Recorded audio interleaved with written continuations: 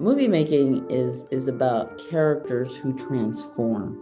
So we're going through that transformation process as characters are learning and evolving. Then ultimately they change 180 degrees from how they started. It's almost like a walking testimony type experience. And at the end of the day, woo, hallelujah, we've had a church experience. But watching cinema and experiencing a transformation process happening with a character, and we get to participate because it's an empathy producing machine. This is what I'm saying. It almost feels like church.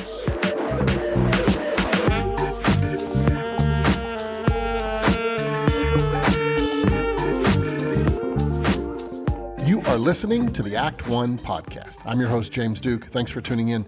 If you like what you hear, please subscribe to our podcast and leave us a good review. My guest today is writer-director Christine Swanson. Christine's developed, written, and directed for HBO, Lionsgate, Universal, Warner Brothers, CBS, A&E, BET, Starz, and many more. Some of her film credits include The Clark Sisters, The First Ladies of Gospel, All About You, To Hell and Back, and For the Love of Ruth, along with her latest film, Albany Road, which is in theaters now, so go check it out. Christine also has extensive experience directing television, such as Chicago PD, P-Valley, FBI, All-American, Found, MacGyver, Sweet Magnolias, and Bel Air. Christine is an accomplished alum of the Act One program. She's full of a lot of wisdom and insight. I really hope you enjoy our conversation today.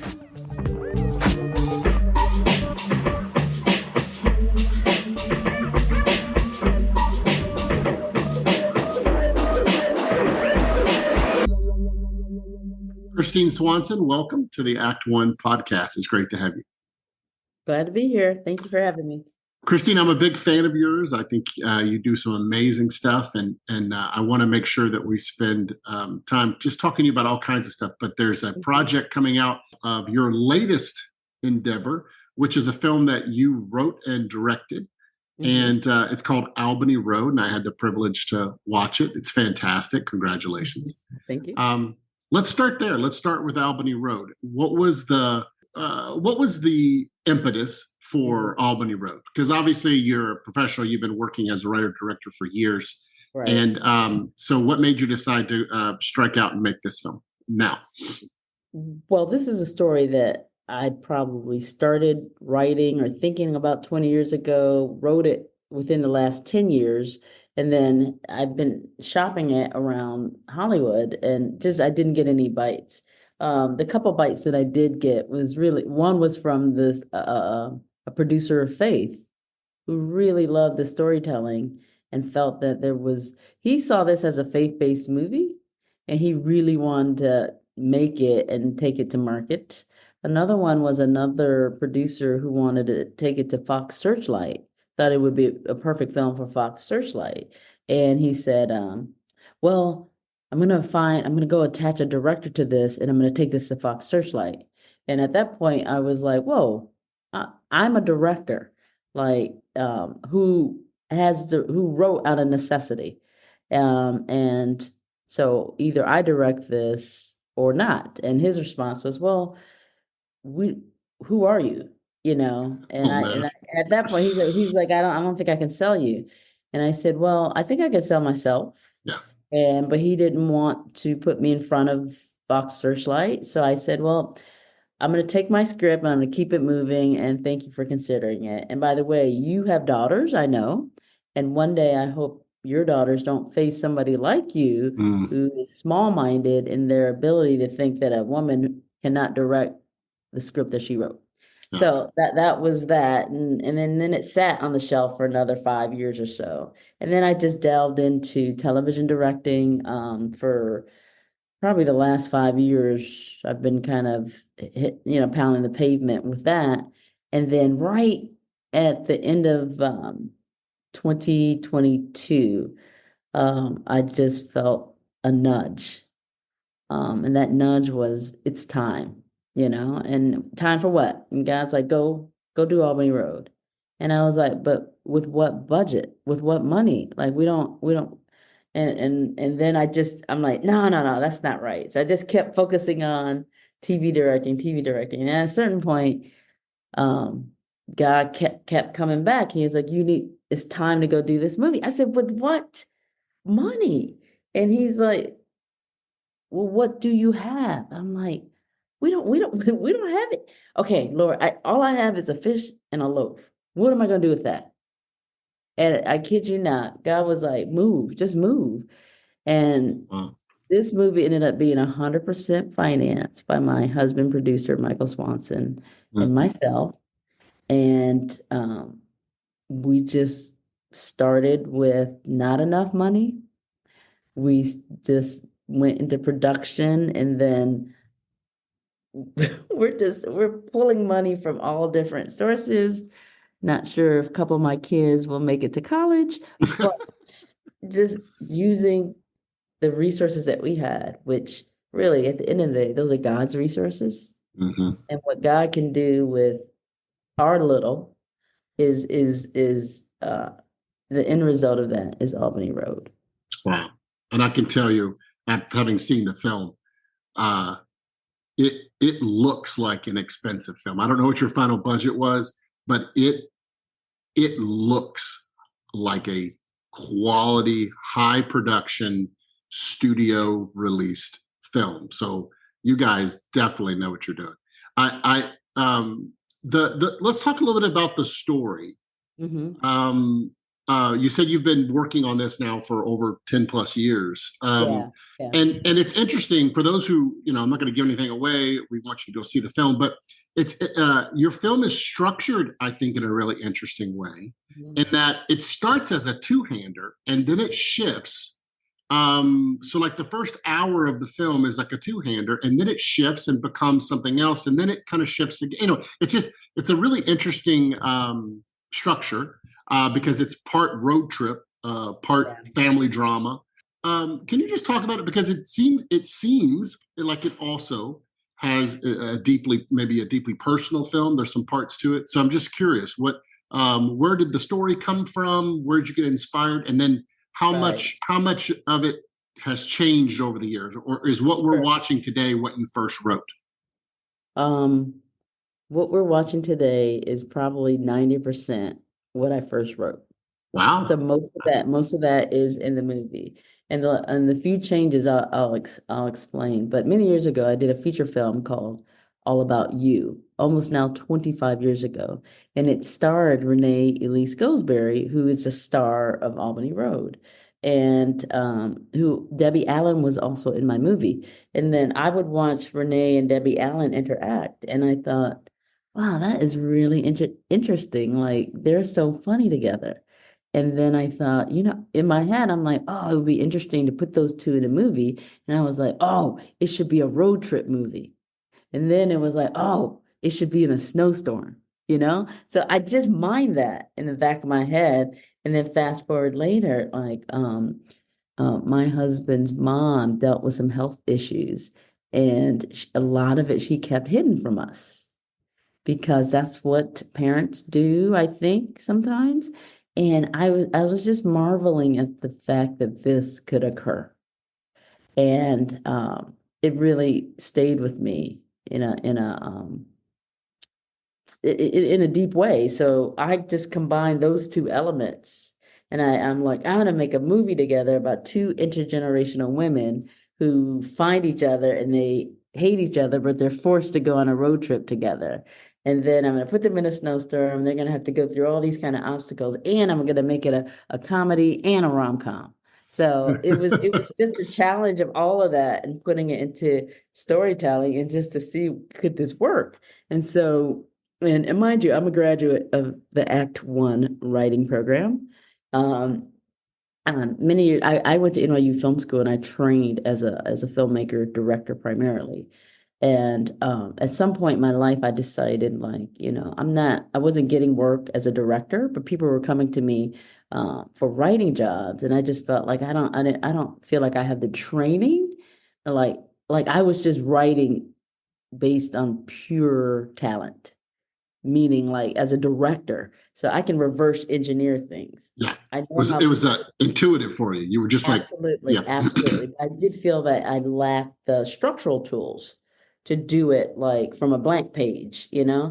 So that's why I actually went to Act One, I think in 2011, and I did the writing program. I really felt like that kind of gave me the foundation to really be a true screenwriter. So I can say with confidence, like I'm a director and a screenwriter, you know. Mhm. So in post Act One, I wrote Albany Road.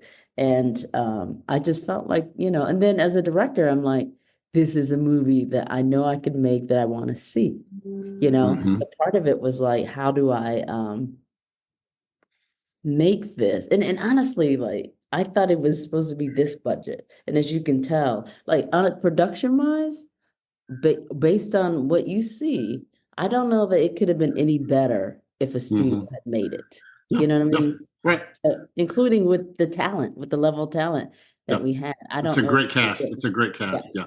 yes, No, I agree with you. That's the cool thing about watching an indie film, where you just go, "Wow, this," and this isn't. And some people might even take this as a negative, and I don't mean this like, but the quality is so good. There's almost like a slickness to it. I don't mean that in a negative. Like I mean that in terms of right, like there's the level of cast, the way you shot it, the production value that you see that's on screen. It's really well done. It's an interesting story about these two women who go on this road trip, and then kind of things in their lives begin to become revealed, and Renee is fantastic in it, but yeah, we have to talk about Lynn. right, So Lynn Whitfield, who I'm sure many people who will recognize, she I don't think I've ever seen her in a role like this before. And it's she's funny, she's sarcastic, she's biting, and yet she's also deeply flawed and human. And she has these like towards there's a reveal about midway through the film that's uh, it's this quiet moment that you filmed with her that is quite beautiful. It's a little startling, right. because it's the subject. What's happening is really um, intense, but it's a quiet moment. It's a beautiful performance by her. Can you just talk about like the casting process of this film, and this just your as a director, you've written something and now you're trying to see it come to life, and what was the process of casting like, and what was it like working with Renee and Lynn? Um, well, I'll say with Renee, I cast her in my first feature film, and I had auditioned over 200 women, and Renee walked in the door. She didn't even audition. I was like, that's her. I was like, that person is a star, and I hope she can act. And turns out not only could she act, she can sing her butt off. Yeah, And she could do a few things, right? yes, Yeah. and won a Tony for it for Hamilton. So it was. I always had Renee in the back of my mind to play the lead, but I actually wrote it for like a 30-year-old Renee. And fast forward, I ended up casting the 50-something-year-old Renee. And that's one of the things that we changed in the writing is that when I cast J. Alphonse Nicholson to play opposite her, he's considerably younger than her. So we were like, what can we do to justify this cougar-looking relationship without it feeling like a cougar relationship? And that's why we embedded into the storytelling that they met when she's at a place in her life that having a family is no longer an option. Yeah. So that's the 10% that change to accommodate where the actors were now. And it really, I think it worked out beautifully. Yeah. So when Renee agreed to do it, I knew I had a movie. So Hmm. now the casting of Lynn is interesting because we had another actress on board and we lost her 2 weeks before shooting.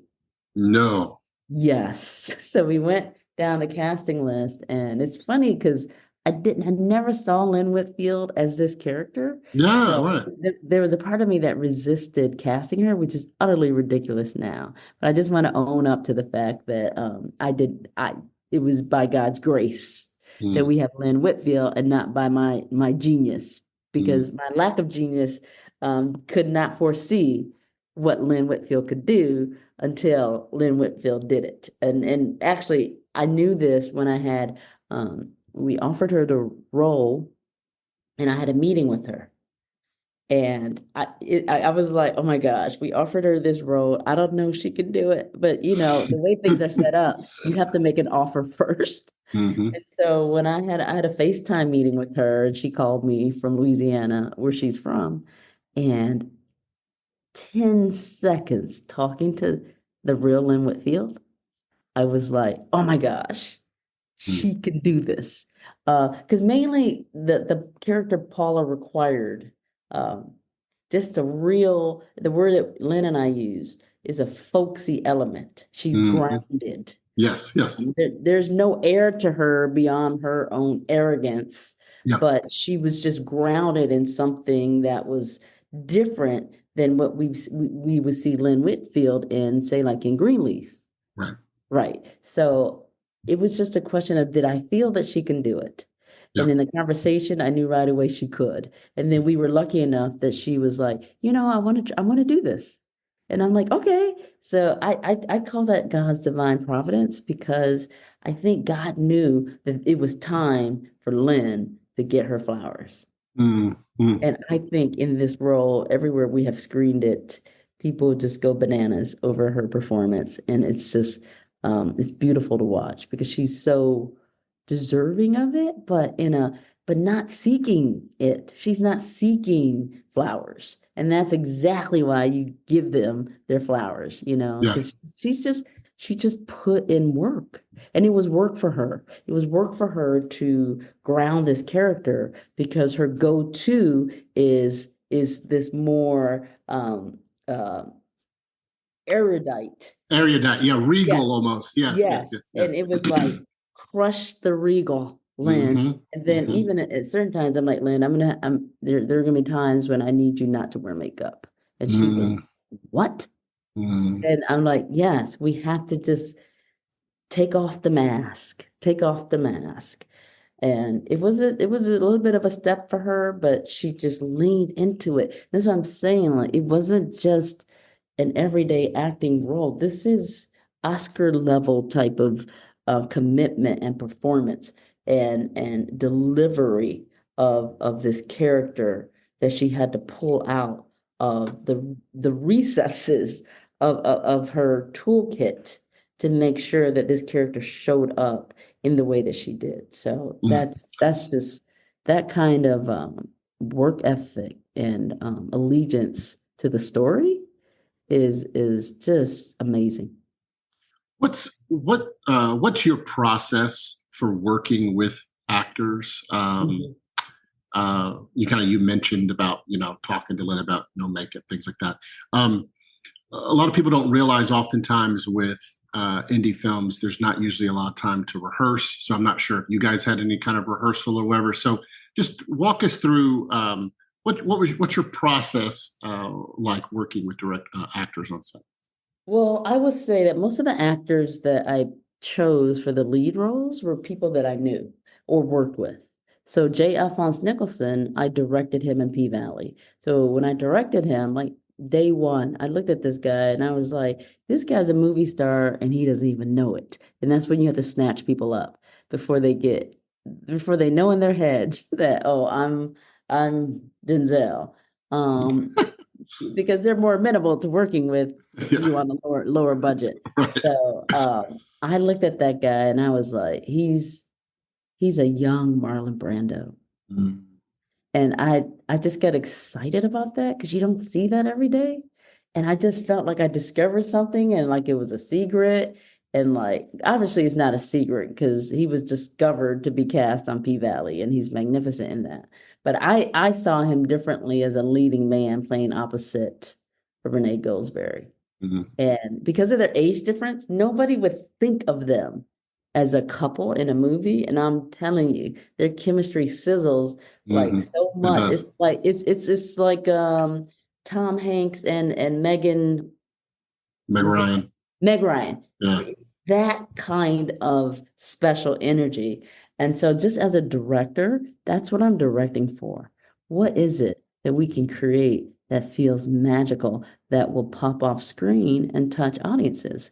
So a lot of times, like because I've worked with them, I know what they can do, maybe before they know what they can do, or they know what they can do, and I know what I want them to do, and it's really creating that synergy and being on the same page. So it's I already know their instrument because that's why I cast them. So with our film, we did not have any rehearsal process. And even Lynn Whitfield, because she's really old school. Like I'm talking from the Negro ensemble theater days. And she kept saying, I really think we should have had a table read. And like we just didn't have time to get all the actors where we needed to go. And I think it kind of worked in our favor that we didn't do a table read. I'm sure Lynn would disagree, but it was like because we were working off immediate and expedient energy. And we shot this film in 23 days, so we didn't have a lot of time, That's fast. to figure out everything. But I think once these actors, like, especially around that dinner table scene, they got to feel each other's energy. It started to solidify, and then fireworks just started to pop off. So that's a big set piece. Talk about that. When you scheduled that, did you schedule that early, in the middle, late? When did you, because that's everybody. Yeah. That was scheduled like at the top of pre-production or prep because once we had the location, we knew that we had to get everybody there. For that, for that dinner table scene alone, we shot 3 days. Oh, wow. Yeah. Yeah, we had over 14 hours of footage for a 12-minute scene. Wow. So it was very well thought out and covered. And the magic on at that table was just this kind of crazy synergy. And it's interesting because I started off with the first close-up, I started on Lynn Whitfield. And normally you save the close-up for a talent of that level for last. And honestly, in hindsight, I don't know what I was thinking. I was just thinking in order, seating order. Yeah. And like, so wham, we just put that camera on Lynn and she's just going nonstop, nonstop, nonstop. And then that's when I think the other cast members was like, oh my goodness, I better bring my A game. Yeah, yeah. And it just worked out really well. So the guy who plays Billy, his name is Joe Holt. He's an actor that I directed in Bel Air and All American Homecoming, and he's such an actor of another level that I just in my head I'm like I'm going to use him one day. I don't know what yet, but I'm going to use him. I just stored him. So when I did this, easy call to make. Like, this is you. Come play with us. I thought your cast had really good chemistry. So can we talk, just let's get in the weeds a little bit here for if we've got some aspiring directors listening to this. So the table scene, if you haven't seen the film yet, there's 10 characters around the table? Okay. Yes. So that's actually, people don't realize this. Shooting a 10-person table scene is actually challenging. Can you walk us through how do you get coverage? Yeah. How do you shoot? What was your thought process in planning? Because you don't have a lot of time, but you did take 3 days. That's amazing. Yes. Talk about shooting scenes where you have that many characters that all, by the way, they all have lines, they all have reaction shots. Right. Can you can you talk about that? Yes. So I've always wanted to do an epic dinner table scene. Like you see them a lot in European movies that are done super well. And I wanted everybody to have significant emotional moments. And I didn't want to cheat anybody of the nuances of what they were feeling. So I knew to cover that scene, we're just constantly moving the camera around. So everybody has their moment. So I'm shooting everybody's coverage in a standard classical way. So you have all the actors repeating that whole scene. So you multiply, there were 8 people there, okay? And on average, maybe I'll do 2 to 3 takes, all right? So 3 times 8 already is 24. And that's just on the close-ups, Yeah. right? Yeah. And then with a 2-camera setup. And Yeah. then we're doing wide shots. And I probably have like 2 or 3 wide shot angles of that. So let's just say that 30 times we're doing that whole scene 30 times. And it's a long scene too. 12 minutes, Yeah. right? With multiple angles. And every time the actors see the actor's job is to repeat, right? So it's like they were gracious and they were patient. Mm-hmm. But for 3 days, we did it 30 times. Wow. And what you Wow. see, the end result of that is You the did. editing of the best moments of those 30 takes. And did you highlight? I mean, obviously you wrote the script, but did you go in and kind of highlight? Okay, this line is their moment. This reaction shot, I Well, got to get this reaction shot. When you're planning your shot list, are you right. looking at all that? Right. So my shotlet was mainly about getting the proper coverage. And then as I'm shooting them, if I'm okay, now this is Renee's close up. So as I'm watching it on the monitor, I'm fine tuning things. Mm-hmm. Okay. So we'll do a rehearsal take, and then we'll do the take. And based on the take, and mind you, these actors are high caliber. So they have made choices about about their performances. So and 9 times out of 10, they're always on point. Yeah. So my job is to fine tune something. If there's something that I want that they're not giving me, I'll tell them, okay, on this take at this point, but A, B, C, and D, make this adjustment, and they'll do that. And so I did that for every single actor. Yeah. Yeah. And they all have TV experience, so they know how to come in and hit their mark and go, kind of thing. All of them have film and TV experience. Yes. Yeah. Yeah. So when you are so let's take a step back. Maybe not necessarily this scene, but just the writing process. When you are crafting a scene, you've got moments, right, that obviously have to move the plot forward. Right. But there's a lot of character work in this film. So I'm curious, how much room do you at all create for any kind of improvisation, any kind of what is kind of because it's your script. I'm just curious, was there any rewriting on the spot? Was there any, just what was that like? Well, I honestly, really 90% of the script is what you see in the movie, but there are moments of improvisation that happen in the moment that I think some of the actors found that they just rolled with it, and it just becomes right. Of course right? So that's really a function of being tuned into who your character is and what choices would they make, and whether or not sometimes they don't run it by me sometimes, and it's like they do it in character. And it's if it works, it works. If it doesn't, I'm like, don't do that this time, But I'm telling you, they were there, and I don't want to give certain things away but I know certain things were like improvised that really made the moment more poignant. Yeah. I didn't write. Like, Yeah. I'll just say Kyle pouring at the table when he pours. Oh, yeah. That he did that in the moment. Okay. Right? And then it's like now it's like so hilarious, that I'm gonna get credit for that. But honestly, the actors really found the juicy pieces that brought scenes to life in ways that I could not have thought of. And that's part of writing, is you give the foundation, and then you have to let the actors do their work and find who these people are and let them express it in the way that actors do.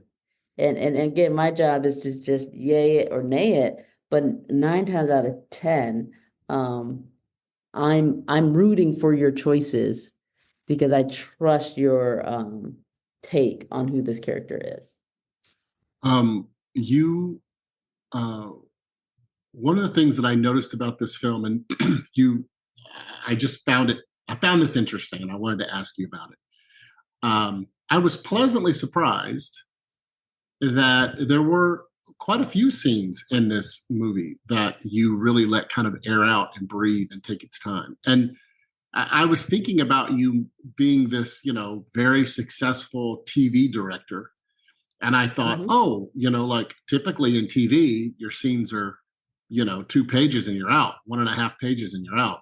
And you have quite a few scenes in this movie that you really spend time with the characters. There's a lot of. I'm just curious, was that intentional on your part? Just because the characters, there's the work that you're trying to complete with some of these scenes. It just I just thought, oh, this doesn't feel like TV. This feels like film. And Oh, in I terms of see. Okay. the way the scenes, a lot of the scenes flowed and were edited. Yeah, Okay, so this is my seventh feature film. yeah, yeah. No, Okay, but I so know, but I'm saying, well, I know you as a TV director. That's what I was right, saying. So right. when I looked at it, yeah, yeah, Yeah, I'm a filmmaker first. yeah, And even when I direct television, like most people are like, wow, you direct like a filmmaker. And I'm yeah, like, well, how else does one direct? Is how I look at it because we work in a cinematic medium, whether it's TV or film, it's how are we using cinematic tools to express storytelling, right? So I think what you see and feel is really the manipulation of cinematic tools to highlight storytelling. yeah, And it's interesting that you're like, well, this doesn't feel like TV. It depends on what kind of TV you watch, because sometimes a yeah, lot of television is very cinematic, like P Valley yeah. or BMF I've directed, and recently I did an episode of Bel Air, but I shot it like a movie. Mm, So it's going to feel like a movie, all those television. So I feel like that's my directing style, no matter what the medium is, right? yeah, So it's yeah, no different with Albany Road is I'm going for mostly cinematic because that's the mandate as far as filmmaking goes for me. Again, doesn't matter if it's big screen or small screen. And to that end, my cinematographer, Spencer Combs, I actually worked with him on a pilot. mm, And we just hit it off so well. And I kept him in mind, like for when I did this movie and I reached out to him. Spencer shoots Sons of Anarchy. mm, He shoots How to Get Away with Murder. He shoots Veep.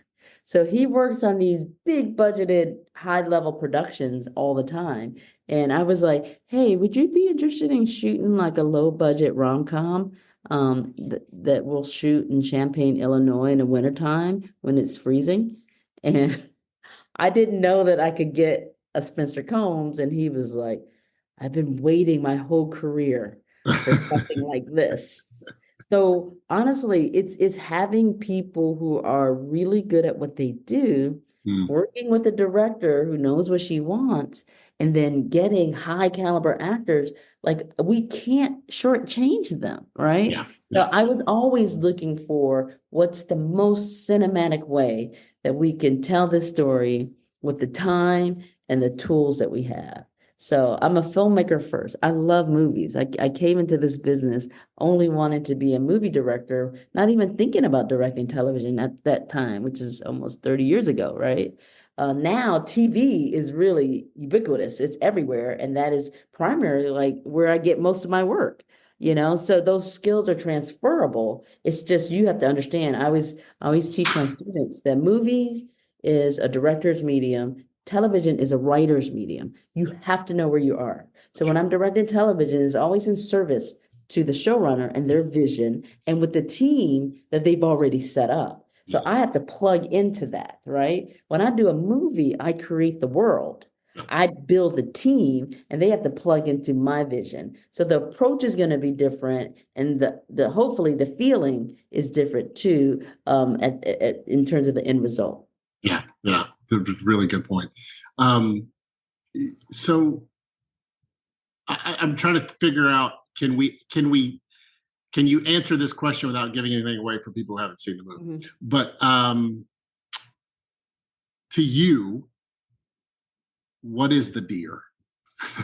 or who is the deer, or So one of the things that I learned in my screenwriting classes is there's the idea of a visual metaphor Mhm.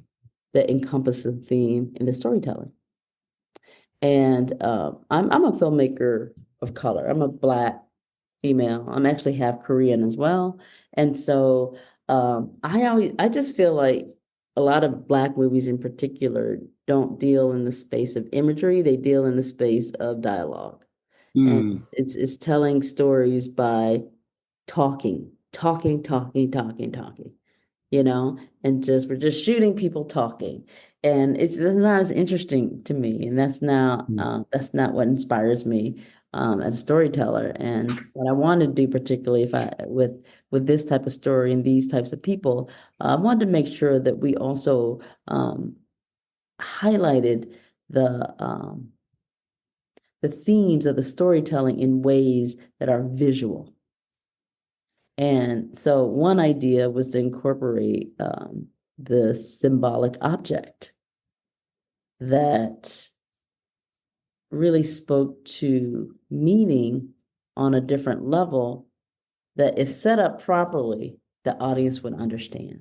mhm. So that's what that was. It's the deer. There's a metaphor of a deer that represents the Paula character and her journey in the storytelling from where she starts to where she ends. And we know that every time we see the deer, it will remind us of Paula. Yeah, So, yeah. because the deer reminds Paula of herself. Mm. So you plant that properly, then the payoff is going to happen later. So I just want to play with that, and that was why I used the deer metaphor. And I honestly, I really love that explanation. I don't fully know the criticism that you're referring to, but I know your response to it, which is leaning more heavily on visual imagery, and I think that is um, such a powerful, I think, reminder for anyone who's listening, who's aspiring. Is this is first and foremost a visual medium, Correct. and um, for all intents and purposes, we should be able to turn the volume off and watch the pictures and still know what's happening, still feel something from the character, like the subtlety of the performances and what you're showing us. What you don't show us is just as Right. important as what you show us. All that goes into what it means to make a film. And I love that this is just kind of something that you've added into this film that you thought was necessary. Was that always in the script? Was that from the very Yes. beginning? That's interesting. Very That's really cool. beginning. Yeah, I like that. What was it like? Your husband produced this film with you, and I had the privilege of meeting him, and he's a fantastic guy, man, just an amazing guy, and has had a successful career on his own as a producer and an executive. And what was it like? Is this the first film you guys made together? No, so you've made other films together. Yes.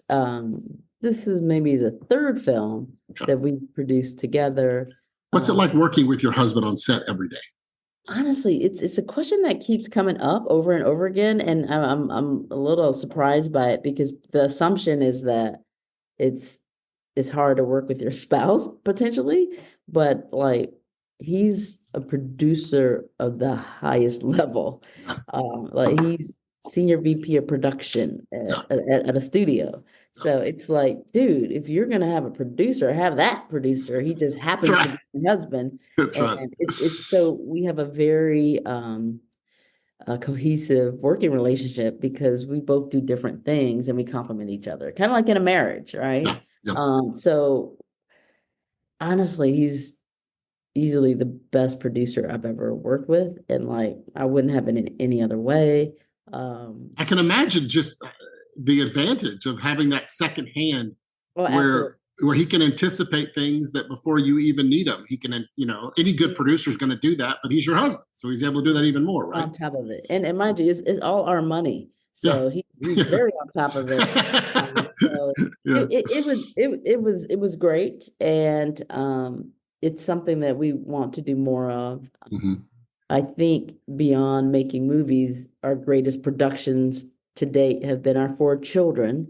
Yeah. And the cool thing is, every one of our kids worked on this movie. Oh, that's And awesome. a couple of them, we pulled them out of school to do that Oh, wow. because it's the family business. My oldest son graduated from NYU Film School. He's a filmmaker. My third son is a freshman at USC in the acting program, very much involved in business. So it's a family business, and it was great that they could see what we do, and then they can also help in the process of making dreams come true for their parents. Mhm. When did you realize you wanted to be a director? So I can tell you that, like, as I was thinking about my memoir, which I'm so not into that, but I'm just saying, if I were, it was like growing up, interestingly, like we all watched a lot of TV, but I wasn't interested in television so much. Mm. But I love the experience of being in a theater Mm. and watching this huge screen, essentially teaching me story and structure, but also allowing me to have an experience of empathy.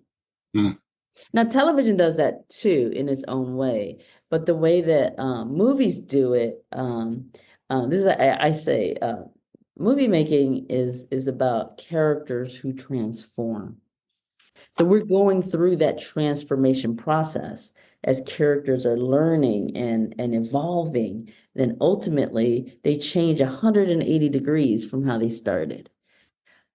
It's almost like a walking testimony type experience. And at the end of the day, woo, hallelujah, we've had a church experience. TV is about characters who procrastinate. Mm. So it's just constantly going on and on and on, and they never really change. But watching cinema and experiencing a transformation process happening with a character, and we get to participate because it's an empathy producing machine. This is what I'm saying. It almost feels like church. And I feel like it's like a service. And it's an opportunity to see ourselves and characters in ways that we have to deal with our messy vulnerabilities, in ways that we see characters change or not. It reflects back to us our own humanity and the things and the messiness that we need to tackle ourselves. I just I'd love going on that journey. And as a younger person, I just connected with the theater in that way. Now, movie and cinema in that way. When I was a freshman at the University of Notre Dame, and my husband was a sophomore, he was like a government major and I was a finance major, only because I'm like, well, that's what you study to get a job. I didn't know, right? Spike Lee came to my campus freshman year to talk about Do the Right Thing. Oh, wow. And when I heard him talk, I was like, people make movies for a living? Like, I didn't know that. I grew up in Detroit, Michigan. We didn't see people shoot movies on the streets. I didn't know that. So two things happened my freshman year. They shot the movie Rudy, and I signed up to be a PA. I was technically a PA on Rudy, and then Spike Lee. It was a sign. It was a sign. And God came. God. I didn't mean that. Sorry, strike that. Spike Lee came to campus, and I changed my major right then and there. Wow. And so did Michael. We both changed our major to film. I did research on Spike Lee and learned that he went to NYU Graduate Film School. And so when I finished Notre Dame, I applied to NYU Graduate Film School. I got in, and Spike Lee was my directing teacher my last year. No way. Yes. So it's full circle moment, God ordained, honestly. Because first of all, you know how hard it is to get into NYU Graduate Film School? Very, very difficult. I didn't know that. I just declared my freshman year in college, that's where I'm going, because Spike Lee went there. And then 3 or maybe 4 weeks ago, Spike Lee invited me to screen Albany Road for his NYU class, the same class that I took when he taught me. And Spike saw it and was in tears, kissed me on the cheek, and thanked me for bringing my movie to his. Yes, because he's like, you don't know this, but today is my mom's birthday. So we Mhm. screened it on his mother's birthday. And when he was a freshman in college, he lost his mother. And the movie just spoke to him in a very special way. And it was Wow. it was it was beautiful. Wow. That's a powerful story. That's amazing. You so wow, that's really cool. The when you went to NYU, while you were studying at NYU, you were had you and Michael married, or did you were you guys together yet while you were in Well, no, NYU? we met when we were 17 and we met in DC, Washington, DC. I was from Oh, Detroit. you met before Notre He Dame. was, yes, he was from Oh, wow. Chicago, Oh, and wow. he went to my senior prom in high school. And I probably would have gone to the University of Michigan, but he heavily recruited me to look at Notre Dame. And I went to Notre Dame. I graduated in May of 94. We got married in July of 94. Oh, wow. That's amazing. And so you guys were both in New York at the time, Yes. and then when did you guys come out to LA and start working out here? I graduated from NYU in 1999, and we came to LA right after I graduated. We were gonna go for it, and we did. What was that? Could you talk a little bit about that? I'm curious. Like I'm not asking the questions for you don't have to grind any axes if you don't want to, but I think it's important to have this conversation after everything that our business has gone through. Here you are. You're a woman of color, and the business has not always been kind to women or people of color. And you came Mhm. out here in '99. What were was that struggle real? Is that something that you had to do? And what is some things you've learned through that process? Yeah, so I had a lot of success with a short film that I made at NYU. It played at Sundance. It was nominated for a Student Academy Award, and it really opened up a lot of doors. It won the first ever HBO short film competition, which led to a development deal at HBO. Just a lot Awesome. of things thrown on my lap before I was ready. But we kind of got baptized by fire, like into the industry. So we decided to make a feature film, right in 1999. And that's the film. It's called All About You that starred Renee Goldsberry. And we just didn't think anything of anything because we had independent financiers, and our company, we called it Faith Filmworks. We were just walking out on faith. We are just doing all that. But long story short, we made a great movie that actually had a lot of traction. It's a cult classic now, but we could not get Hollywood distribution because at that time they told us this movie's not edgy enough for the Black audience. There's no audience for it. And we were like, no, there's an audience of Black people who go to church, particularly Black women who will show up and support movies like this. And I was just ahead of my time because 2 years later, Tyler Perry came out with a movie that was geared towards Black women who go to church and blah, blah, blah. So it was just, it's dealing with an industry that to me has a certain mindset about how things should be, and then they own everything. The production, the distribution, and now they own the theaters.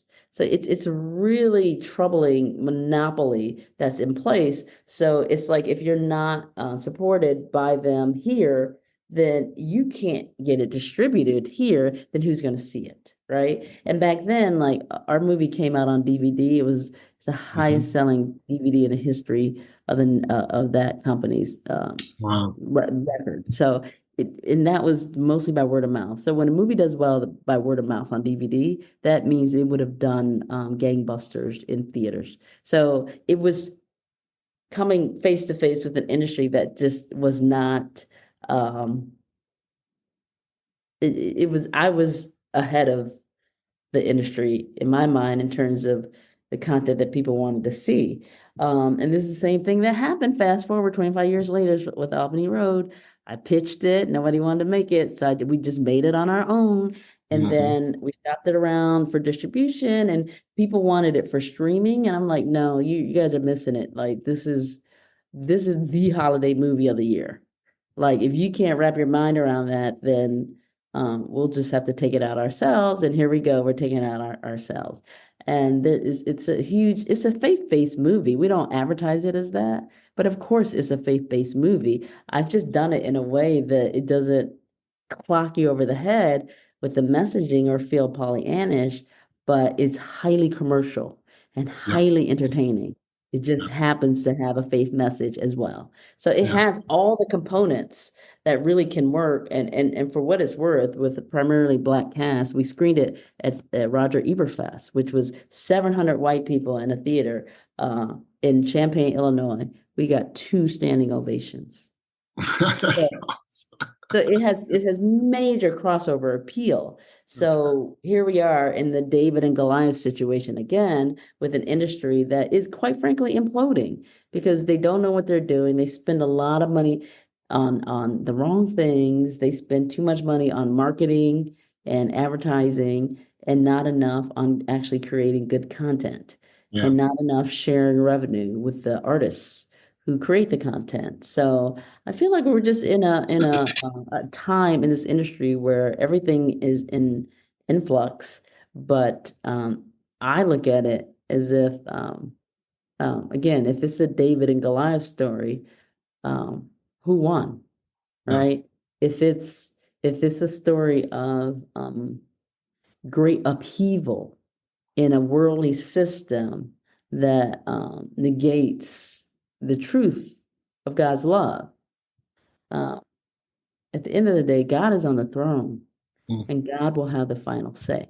So I don't look at this like, even if I say it's a David and Goliath story, I'm on the side of the right team.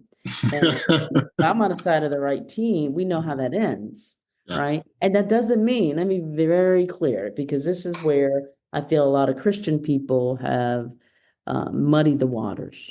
Okay. It doesn't mean that because we're people of faith, that we prostitute the gospel for filthy lucre.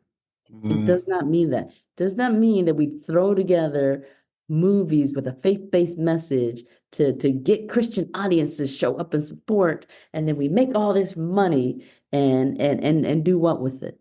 Preach. Where's that money going? It's going into the pockets of people prostituting the gospel for filthy lucre. And they're not, and the storytelling is mediocre at best. What you're selling is the idea that we're evangelizing the world using this tool as this medium as a ministry tool, all the while where you're just lining your pockets. And if you were just honest with it, then we can respect you. You're just a corporation, and you're doing it for profit, and your goal is the highest ROI possible. Say that, but don't say God's behind this and God's behind you, because the fruit of that is not obvious. Yeah, that's such a good word. I've always said, hey, listen, if your Christian film is so great, why don't you put it in why don't you submit it for festivals and let it compete in the marketplace? And what I often get told is, because the message gets rejected. And I would venture to say, it's not your message that's getting rejected. It's the quality of your filmmaking that is oftentimes getting. But that's an easy kind of cop out for a lot of people in that space. But that's very interesting, because part of the thing that I did is I wanted to put it in festivals, and particularly festivals that had a high concentration of Black women. And in most of the festivals we've submitted in, we have won Best Feature Film. Yeah, that's awesome. Can we just talk just a little bit about something that I just have a question? The idea of underrepresented groups. Recently there was a passing of an actor who I adored growing up. I've often, here I am. I'm a white guy from the South. I was born and raised in Memphis, Tennessee, and I grew up watching TV, way too much TV than I should have, and one of my favorite shows growing up was Good Times. I loved that show. Right. Me And too. and yeah, and and I have been told recently that that is a black show. And I understand why it's called that, but all I know is that as a white kid growing up in Memphis, I identified with all the characters in that show, and particularly the dad, who just the actor just passed Right. away.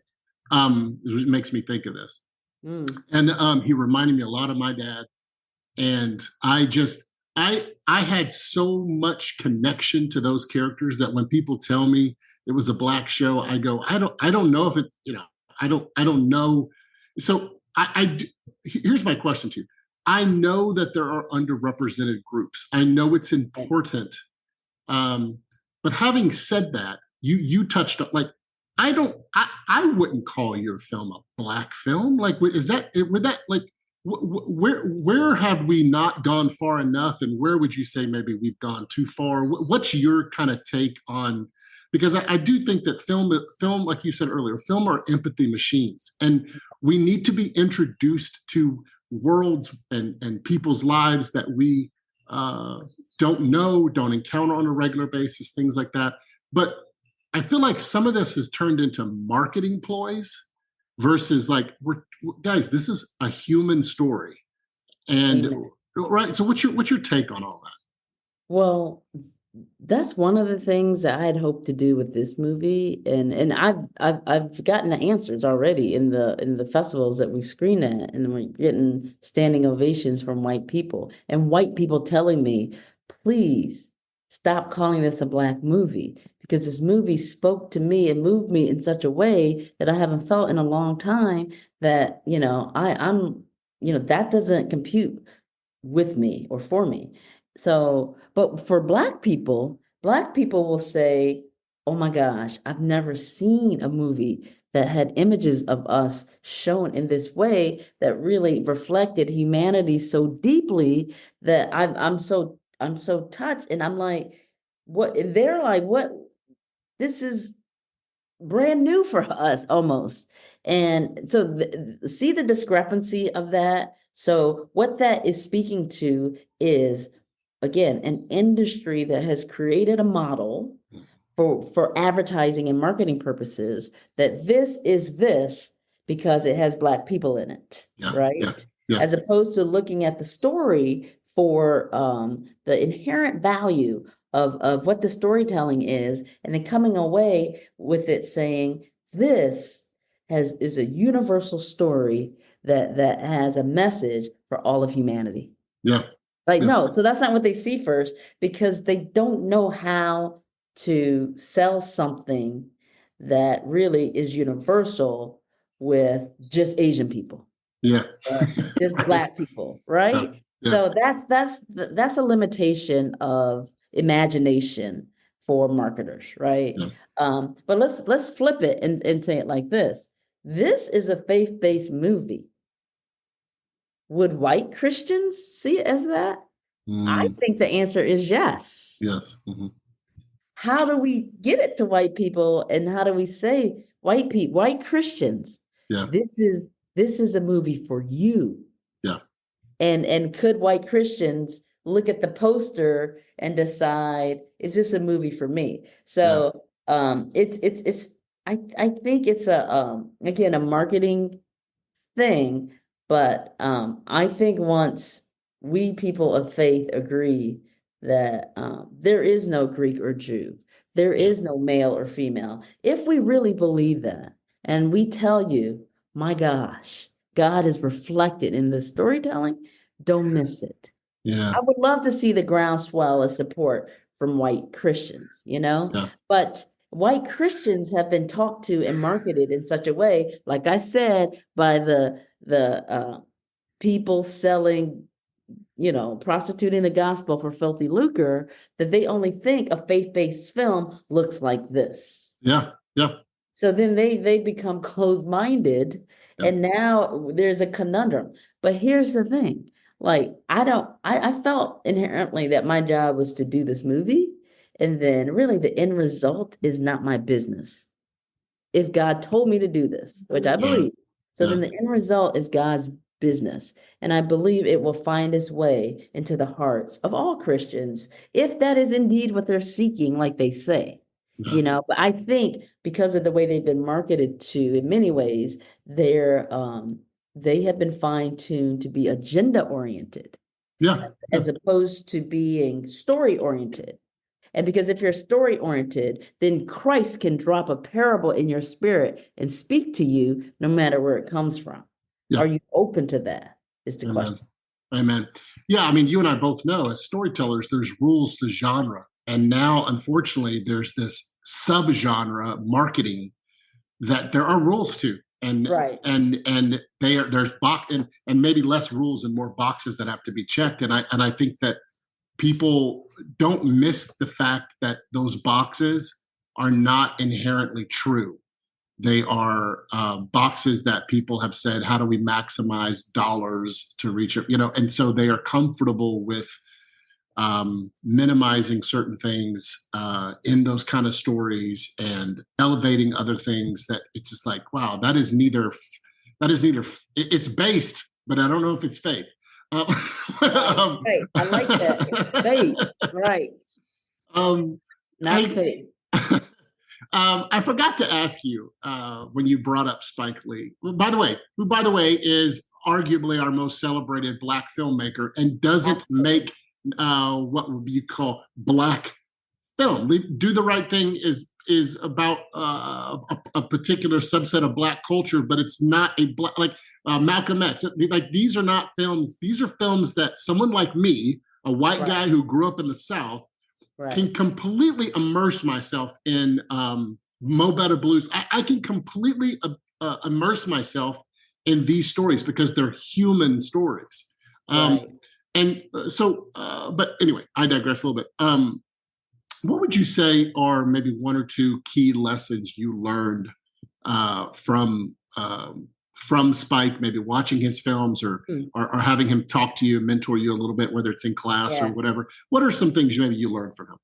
Well, it's the idea of being the general of the storytelling.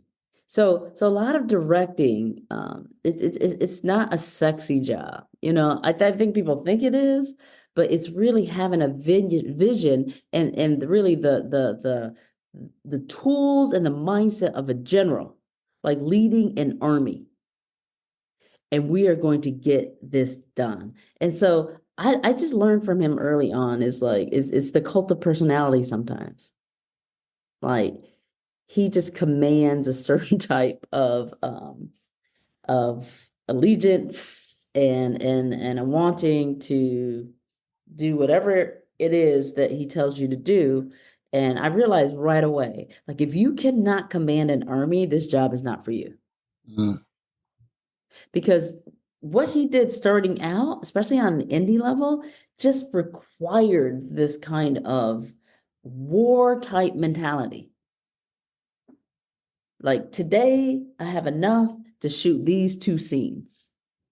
Tonight I'm getting on the phone to ask for more money.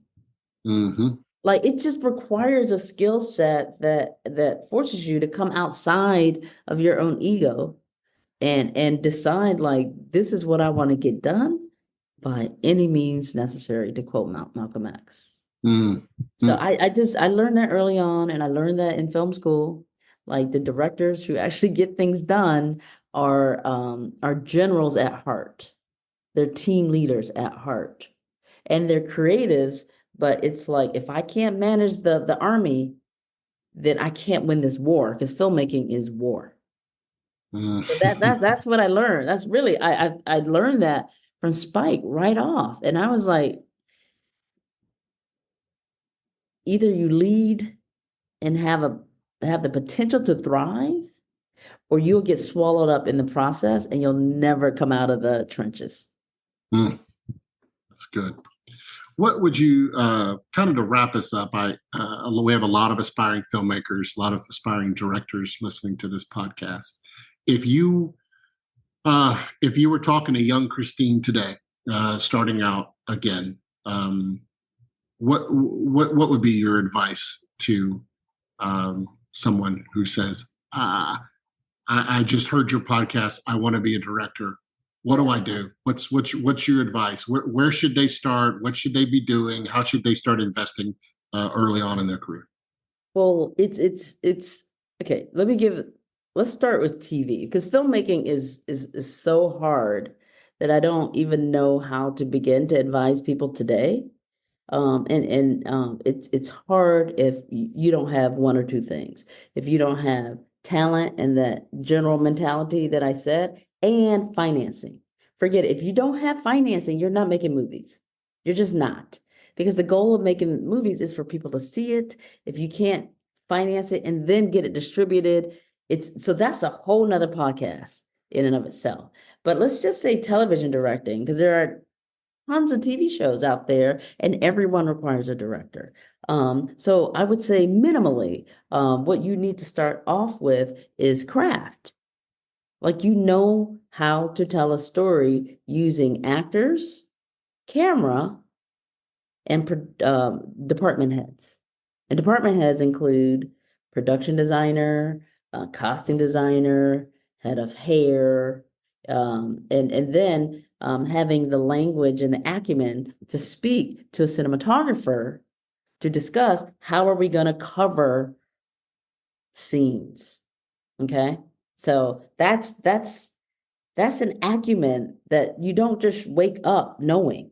You actually have to study and have experience doing before somebody's going to let you on a TV show with a budget between $5 to $7 million and hand over the reins to you and say, go fulfill your dreams. It doesn't work like that, you know? So, and on top of having the acumen to talk to everybody below the line, you also have to be able to direct actors. And you're talking, you can have actors who just started out yesterday to 50 some odd year veterans.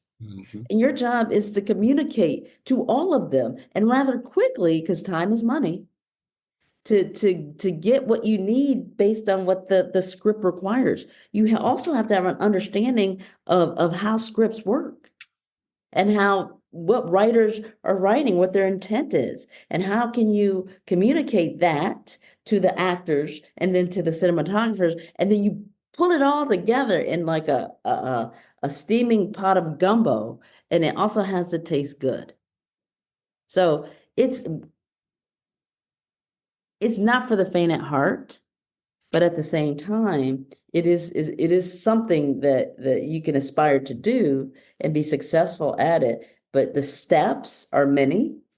The process is long. And the other thing I didn't add on top of it is, okay, so you're a great artist. You can communicate well. You know what you want. But can you manage the political landmine that is a TV set? The showrunner hates the studio executive, and the studio executive is on his way out, and he's giving notes, and like it's a political landmine a lot of times. So it's like having the experience and the maturity to manage that part. And honestly, like for me, I didn't get the wisdom to manage that until I got beat up brutally many times. And like you get beat up so much, you're like, okay, I'm gonna learn this lesson and learn from it and do things differently going forward. So at this point, I'm sure I have discouraged a lot of people from doing this. But my goodness, if you still want to continue to do it, knowing what I just told you, then maybe this is what you're supposed to do. Do you think film school is still the thing to encourage people to do, or given the fact that the audience is so fractured and that it's come to us now, that with the technology, with iPhones and everything, YouTube, everything, Sure. Would a better pathway at this point be, if you're starting out, to just go out and just start creating stuff? Like, what's your kind of take on that? Yeah. So, okay, I'm going to say this knowing that film school has a huge price tag on it. So it's not available for everybody. Okay. but at the same time, an iPhone is, right? So I could just do that's not what film school is for. Yeah. Film school is where you go to have opportunities to fail safely. That's it. That's it. You're just practicing uh and discovering what your voice is, who you are as an artist, and having opportunities to do projects where you're being incubated. I cannot tell you how valuable that experience is. Because of film school and I did this, I can apply that same skill set on any set, knowing I've been through it. I know how to work with a crew. I know how to do this in a certain time frame. I know that the hair department is 2 hours behind, so I have to figure out how to switch gears. So I've had practice doing that. Now you can do that on your own short or what have you, but film school again is an incubator for a time, a few years that you spend safely so that you can try things out and fail and or succeed. But it's not the end all, the be all, but I highly recommend it because why jump into this industry? I'm like, you have the rest of your life to work. My son did that. He was a freshman at NYU Film School. He's like, Mom, I know all this. I don't need you to spend money for me to go to film school to learn this. And I'm like, well, I'm not sending you to film school or college to learn how to make films. I could teach you that myself. I'm sending you there to learn about who you are in the context of interacting with other people and other experiences. So what you're doing is you're honing your character. You're discovering like what you're made of. You're understanding where you need to grow. You're understanding like, wow, I developed in this way as a human, and like this is what it feels like when I put those skills to work. That's what that's about. And so especially young person, when you have an opportunity to go to college, to study abroad, to try some things before jumping into the workforce, because you have the rest of your life to work. It's not that sexy, people. Use that opportunity to hone who you are as a person. Develop your spiritual tools. Commune with God. Go hiking and explore other countries if you can. Mm-hmm. Then jump into this. Because it's a hamster wheel sometimes that's going to be hard to jump off. So there's no rush. There's no rush to be the next great whatever. Okay. But that time of youth, it's fleeting and it's a gift. Discover who you are. Fail at some things. Okay. You want to fail early. You don't want to get on the big stage and fail. But even if you did, you're going to learn something from that. But because you have failed, that's not going to be devastating to you. You're going to learn from that and grow. So that's film school. That's the value of film school. And I highly recommend it if you can get it. Or just go to college. That can be your film school. Okay. Yeah. So yeah, do it if you can. And it doesn't hurt if Spike Lee is your professor. Didn't hurt. Didn't hurt. Christine, this has been an absolute joy. I love talking to you. I think